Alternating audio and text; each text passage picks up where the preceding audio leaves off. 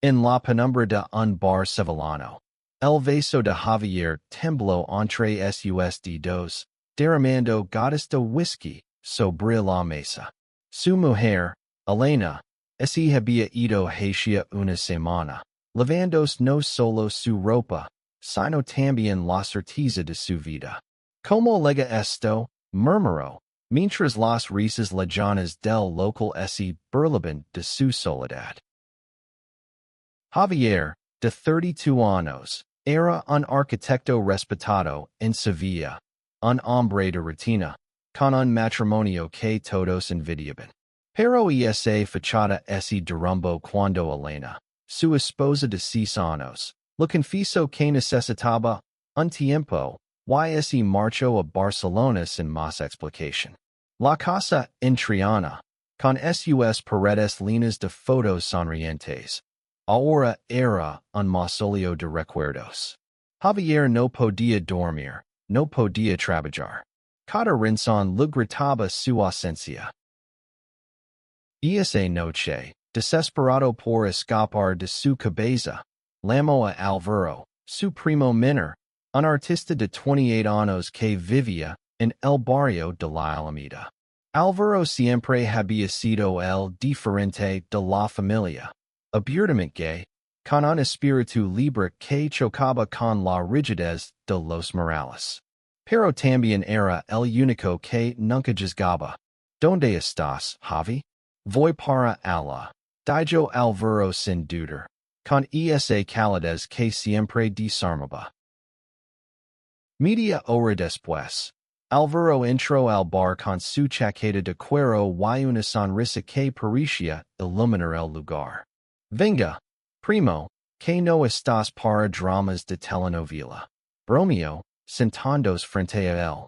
Pero sus ojos, profundos y atentos, captaron la tormenta en el rostro de Javier. ¿Qué pasó con Elena? Cuéntame todo. Javier respiró hondo, sintiendo el peso de las palabras que había evitado. No lo sé, Álvaro. Dijo que necesitaba espacio, que no estaba segura de quién era. Se fue sin mirar atrás. Su voz se quebró, y por primera vez en años, sintió que podía derrumbarse sin ser juzgado. Álvaro no lo interrumpió, solo escuchó, diciendo que el silencio entre ellos hablara por sí mismo. ¿Y tú? ¿Qué quieres tú, Javi? Preguntó Álvaro, inclinándose hacia él. La pregunta lo golpeó como un rayo. Nadie le había preguntado eso en años. Siempre había sido el esposo perfecto, el hijo ejemplar, el profesional impecable. Pero ¿quién era el sentido eso? Esa noche, mientras caminaban por las calles empedradas de Sevilla, con el aroma de los naranjos flotando en el aire, Javier sintió algo nuevo, una chispa de libertad, como así, por primera vez, pudiera ser honesto consigo mismo. Álvaro, con su risa fácil y su manera de ver el mundo, lo estaba mostrando algo que no entendía del todo, pero que lo atraía como una corriente imparable. Quédate en mi casa unos días, propuso Álvaro, deteniéndose frente a la catedral. No es bueno que estés solo ahora. Javier dudó, pero la idea de volver a su casa vacía era insoportable. Asencio, y así comenzó una semana que cambiaría todo. En el pequeño apartamento de Álvaro, lleno de lienzos a medio pintar y discos de vinilo, Javier encontró un refugio inesperado. Las noches se llenaban de conversaciones profundas, de risas compartidas sobre recuerdos de la infancia, y de confesiones que Javier nunca imaginó hacer. Álvaro le hablaba de su vida, de sus amores, de cómo había luchado por ser quien era en una familia que no siempre lo entendió. Ser libre no es fácil, Javi, pero es lo único que vale la pena, dijo una noche, mientras compartían una botella de vino tinto en el balcón. Javier comenzó a notar cosas que antes ignoraba. La forma en que Alvaro movía las manos al hablar, la intensidad de sus ojos cuando defendía una idea, el calor de su presencia. Era como si, al perder a Elena, hubiera despertado algo en él, algo que lo adoraba y lo fascinaba a la vez. Una tarde, mientras ayudaba a Alvaro a organizar su estudio de arte, sus manos se rozaron al pasar un pincel. El tiempo se detuvo. Javier sintió un nudo en el estómago, no de miedo, sino de algo más profundo, algo que no podía nombrar. Alvaro lo miró, y por un instante, ninguno de los dos dijo nada. ¿Estás bien?, preguntó Alvaro, rompiendo el silencio. Javier no respondió. No podía. Su mundo, tan cuidadosamente construido, estaba a punto de desmoronarse. Y no sabía si quería detenerlo. Los días en el apartamento de Alvaro se convirtieron en un torbellino de emociones para Javier. Sevilla seguía su ritmo. Los turistas abarrotaban la plaza de España.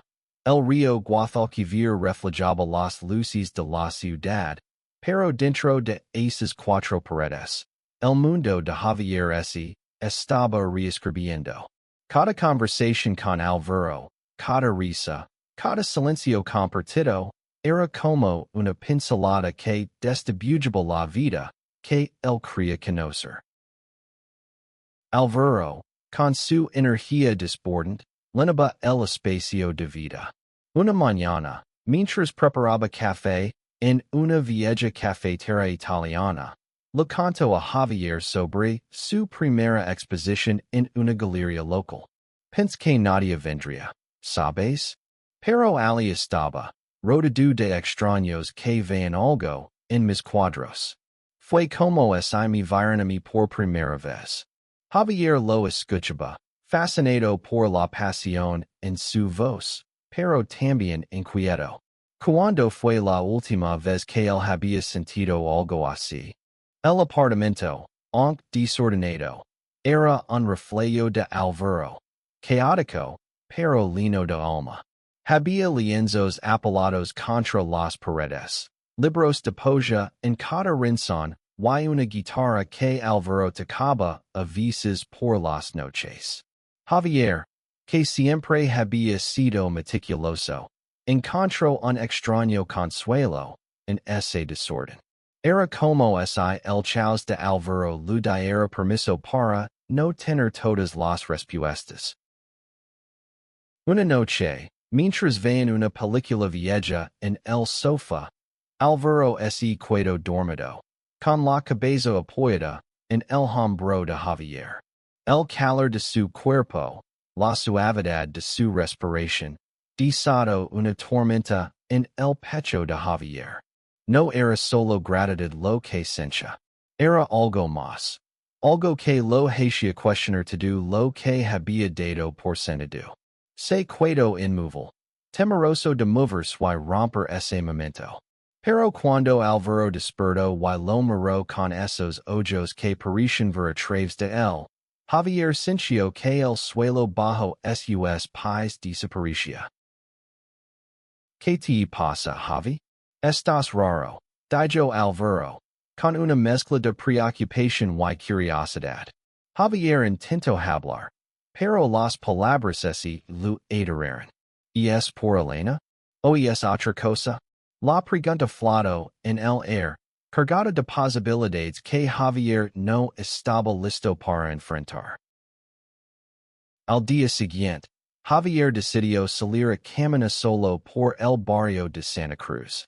Necesitaba pensar, ordenar el caos que Alvaro había desatado en él. Las calles estrechas, con sus balcones llenos de flores, parecían burlarse de su confusión. Siempre había sido el hombre que seguía las reglas, que cumplía con las expectativas. Pero ahora, cada paso lo alejaba de esa versión de sí mismo. Cuando regresó, Álvaro estaba pintando en su estudio, con manchas de pintura azul en las manos y el rostro. Mira esto, le dijo, señalando un lienzo lleno de colores vibrantes, un retrato abstracto de dos figuras entrelazadas. ¿Qué ves? Javier se acercó, hipnotizado por las líneas audaces y los colores que parecían gritar emociones que él no podía expresar. No lo sé, admitió, pero me hace sentir algo. Álvaro sonrió, pero había algo nuevo en su mirada, una intensidad que no había mostrado antes. Eso es arte, primo. Te hace sentir cosas que no puedes explicar.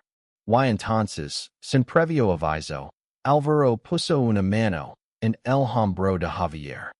Fue un gesto simple, pero para Javier, fue como si el mundo entero se detuviera. Esa noche, mientras compartían una cena improvisada de tortilla y vino, Javier se atrevió a preguntar algo que lo había rondado por días. ¿Cómo supiste quién eres, Álvaro? ¿Cómo encontraste el valor para ser tú? Álvaro dejó el Tinder en la mesa y lo miró fijamente. No fue de un día para otro. Fue un preciso, doloroso a veces, pero entendí que negarme a mí mismo era peor que cualquier rechazo. Esas palabras y clavaron en Javier como un cuchillo. Por primera vez, se permitió imaginar una vida donde no tuviera que ser el hombre que todos esperaban. Pero esa idea venía con un precio. Enfrentar a su familia, a sus amigos, a sí mismo. Y, sobre todo, enfrentar lo que sintió por Álvaro, un sentimiento que crecía cada día, imposible de ignorar. El sol de Sevilla caía con fuerza sobre el patio del apartamento de Álvaro, donde Javier y él compartían un café al mediodía. Habían pasado 10 días desde que Javier se mudó tempramente, y la rutina que habían construido, desayunos tardíos, charlas hasta la madrugada, paseos por el río, empezaba a sentirse peligrosamente cómoda. Pero esa comodidad venía con un trasfondo de tensión, como si ambos supieran que estaban bailando al borde de algo irreversible. Una mañana, mientras Álvaro pintaba en el patio, Javier recibió un mensaje de Elena. Necesito hablar. Estar en Sevilla este fin de semana. Las palabras lo golpearon como un puñetazo. Durante días, había evitado pensar en ella, sumergido en la burbuja que había creado con Álvaro. Pero ahora, la realidad lo alcanzaba. ¿Es ella, verdad? Preguntó Álvaro, sin apartar la vista de su lienzo. Javier asintió, incapaz de mirarlo a los ojos. ¿Qué vas a hacer? La pregunta era sencilla, pero cargada de un peso que ambos sentían.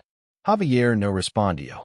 No sabía cómo explicar que la idea de volver con Elena lo llenaba de una extraña mezcla de alivio y pánico. Esa noche, Álvaro propuso salir a un bar en la Alameda, un lugar lleno de vida, con música flamenca y luces tenues. Necesitas despejarte, Javi. No puedes quedar atrapado en tu cabeza. Javier aceptó, aunque el nudo en su estómago no desaparecía. En el bar, rodeados de risas y el compás de una guitarra, Álvaro parecía en su elemento, charlando con desconocidos, moviéndose con una libertad que Javier envidiaba. En un momento, mientras compartían una jarra de sangría, Álvaro se inclinó hacia él. ¿Sabes que es lo peor de estar perdido? No es no saber dónde vas. Es no querer mover. Javier sintió que esas palabras eran un espejo. Estaba perdido, sí, pero también paralizado por el miedo a lo que significaría avanzar. La noche dio un giro inesperado cuando un amigo de Alvaro, Diego, se unió a ellos. Diego era un bailarín de flamenco, carismático y directo, y no ocultó su interés en Alvaro. Javier sintió una punzada de celos que lo sorprendió. Nunca había sentido algo así. No por un hombre, no por nadie. Observó como Diego y Alvaro bromeaban, como sus risas se entrelazaban, y algo dentro de él se rompió. ¿Te molesta algo? Preguntó Alvaro cuando Diego se alejó un momento. Javier intentó negarlo, pero su rostro lo traicionó. No es nada. Minció, pero Alvaro no era de los que se conformaban con evasivas. Javi, no me mientas. Lo vio en tu cara. La tensión entre ellos creció, y Javier, incapaz de contenerse, soltó. ¿Por qué todo te resulta tan fácil? ¿Por qué puedes ser tú mismo y yo no? Las palabras salieron con más rabia de la que esperaba, y Alvaro lo miró, sorprendido, pero no herido. ¿Por qué yo luché por serlo, Javi? ¿Y tú no decides si quieres pelear? El resto de la noche fue un boring. Javier se excusó y salió del bar, caminando sin rumbo por las calles de Sevilla. Las luces de la Giralda brillaban a lo lejos, pero no le ofrecían respuestas. ¿Qué quería? ¿Volver con Elena y recuperar su vida de antes? ¿O arriesgarse a explorar lo que sentía por Alvaro? ¿Algo que desafiaba todo lo que había conocido? Cuando regresó al apartamento, Alvaro estaba despierto, esperándolo. No tienes que decidir todo ahora. Le dijo, con una suavidad que desarmó a Javier. Pero no puedes seguir yendo. Y esa noche, por primera vez, Javier loró frente a alguien. Alvaro no dijo nada, solo lo abrazó, y en ese abrazo, Javier sintió que quizás, solo quizás, podía empezar a ser honesto consigo mismo. El fin de semana llegó con la promesa de la visita de Elena, y Javier sintió que el tiempo se lo escapaba. El apartamento de Alvaro, que había sido su refugio, ahora parecía un campo de batalla donde sus emociones chocaban sin descanso. Alvaro, siempre perceptivo, mantuvo su distancia, dando espacio, pero su presencia seguía siendo un imán que atraía a Javier hacía preguntas que no quería responder. El sábado por la mañana, Elena llegó a Sevilla. Se encontraron en una cafetería en la Plaza Nueva, un lugar neutral donde las palomas revoloteaban y los turistas tomaban fotos. Elena, con su cabello rubio recogido y una expresión cansada, parecía diferente, como es los días en Barcelona la hubieran cambiado. Javier, no sé cómo explicar esto. Comenzó, con la voz temblorosa. Necesitaba encontrarme a mí misma. Pero te echo de menos. Javier la escuchó, pero sus palabras no encendían nada en él. Antes, habría hecho cualquier cosa por recuperarla, pero ahora, algo había cambiado. ¿Y yo? ¿Dónde quedo yo en todo esto? Preguntó, sorprendido por la firmeza de su voz. Elena bajó la mirada, sin respuesta. La conversación fue breve, cargada de silencios incómodos. Elena prometió quedarse unos días en Sevilla para hablar más, pero Javier sabía que no había vuelta atrás. No por ella, sino por él. Cuando se despidieron, sintió un alivio inesperado, como si hubiera soltado un peso que llevaba años cargando. De vuelta en el apartamento, Alvaro lo esperaba con una cerveza en la mano. ¿Cómo fue? Preguntó, sin rodeos. Javier se sentó en el sofá, agotado. No lo sé. Creo que Yo no la quiero como antes. Las palabras salieron solas. Y por primera vez, no sintió culpa al decirlas. Alvaro no dijo nada, pero su mirada lo decía todo. Esa noche, mientras compartían una cena en el balcón, Javier se permitió ser vulnerable. Contó como se sentía atrapado en su vida anterior, como siempre había seguido lo que se esperaba de él. Alvaro lo escuchó, como siempre, sin juzgar. La vida no es una línea recta, Javi. A veces, tienes que romper todo para encontrar lo que realmente quieres. Esas palabras quedaron con Javier, resonando como un eco. Esa noche, mientras Alvaro tocaba la guitarra, Javier sintió una urgencia que no pudo contener. Se acercó a él, con el corazón latiendo con fuerza, y por un momento, pensó en besarlo. Pero el miedo lo detuvo. En lugar de eso dijo, gracias, Alvaro, por todo. Alvaro sonrió, pero había algo triste en su expresión. Siempre estar aquí, primo. Pero tienes que decidir que quieres, no por mí, sino por ti. Los días siguientes fueron un torbellino. Javier empezó a enfrentarse a sus propios demonios, a cuestionar quién era más allá de las etiquetas que lo habían impuesto.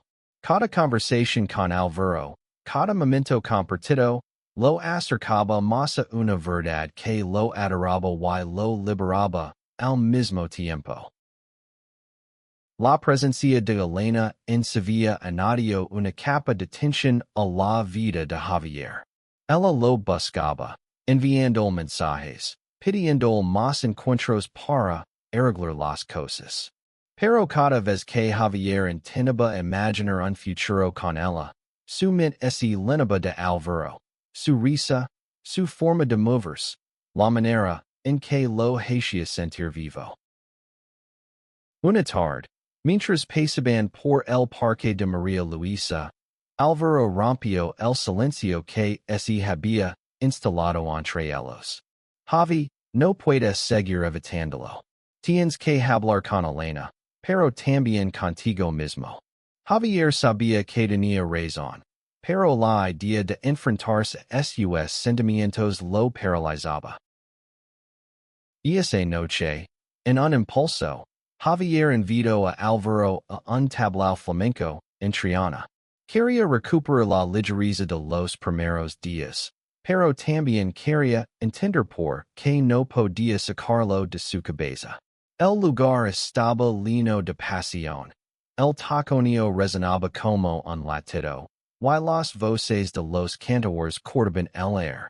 Alvaro, sentado a su lado, parecía hipnotizado por la música, y Javier no podía dejar de mirarlo. En un momento, sus manos se rozaron sobre la mesa, y esta vez, Javier no se apartó. Alvaro lo miró, con una mezcla de sorpresa y esperanza. Javi, comenzó, pero Javier lo interrumpió. No digas nada. Solo, déjame sentir esto. El resto de la noche fue una danza de emociones contenidas. Cuando volvieron al apartamento, Javier no pudo más. Se acercó a Alvaro, y antes de que el miedo lo detuviera, lo besó. Fue un beso torpe, lleno de dudas, pero también de una verdad que Javier no podía seguir negando. Alvaro respondió, pero luego se apartó, con los ojos llenos de conflicto. Javi, no quiero que hagas esto si no estás seguro. No estoy seguro de nada, admitió Javier, con la voz temblorosa. Pero sé que esto es real. Esa confesión marcó un punto de no retorno. Los días siguientes fueron una mezcla de euforia y miedo. Javier y Alvaro comenzaron a explorar lo que sentían, con pequeños gestos, un roce de manos, una mirada prolongada, una risa compartida. pero también había sombras. Javier sabía que enfrentarse al mundo, a su familia, a sus amigos, sería una batalla. Una noche, mientras estaban acostados en la cama, Alvaro le habló de su propia lucha. Cuando salí del armario, mi padre no me habló durante un año, pero no me arrepiento, porque vivir una mentira es mucho peor.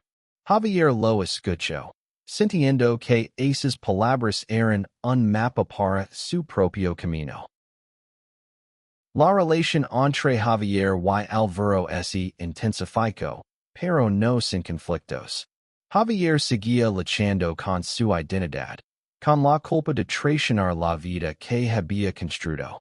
Elena, mientras tanto, insistía en verlo, y cada mensaje suyo era como una grita en la frágil felicidad que Javier estaba empezando a construir. Una tarde, Javier decidió enfrentarse a Elena. Se encontraron en un restaurante junto al río. No puedo seguir con esto, le dijo, con una claridad que lo sorprendió. No es por ti, Elena. Es por mí. Necesito encontrar quién soy. Elena lloró, pero también pareció aliviada. Siempre supe que algo no encajaba, admitió.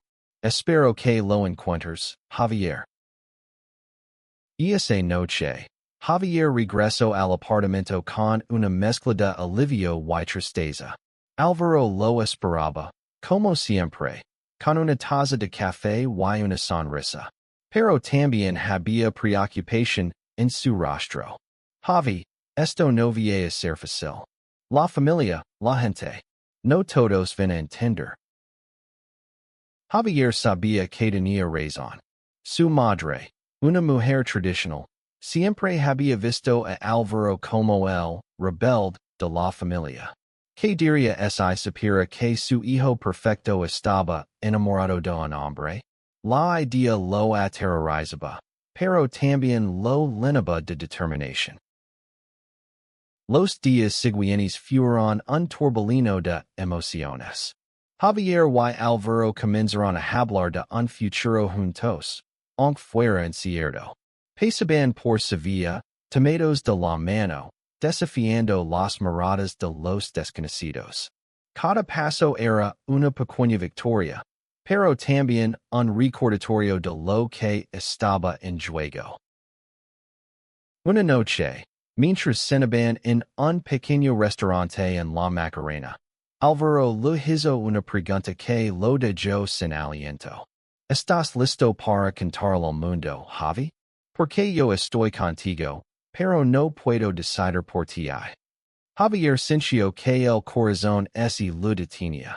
Sabía que ese momento llegaría, pero no estaba preparado.